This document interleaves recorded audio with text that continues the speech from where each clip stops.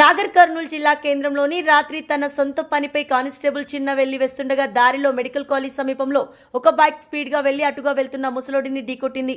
దీంతో ఆ ముసలివాడికి తీవ్ర గాయాలయ్యాయి. అది చూసిన చిన్న వెంటనే యాక్సిడెంట్ చేసిన వాళ్ళని పట్టుకుని బాధితురాల్ని ఆసుపత్రిలోకి చేర్పించి వెళ్లవలసిందిగా కోరాడు.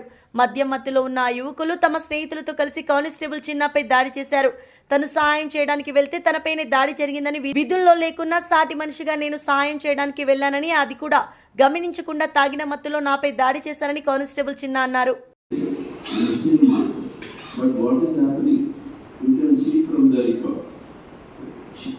In all the 5 cases, schedule here.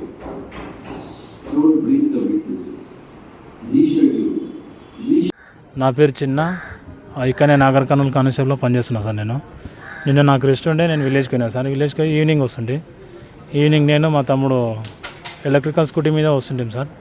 మన నల్లవాగు దాటినాక మెడికల్ కాలేజ్ దగ్గర అక్కడ దగ్గరికి రాగానే ఒక అతను పాలెం వ్యక్తి సార్ వచ్చి ఒక ముసలామెకి తాకిచ్చిండు. మా కళ్ళ ముందరనే తాకిచ్చిండు. ఆమెను కూర్చోబెట్టినాం.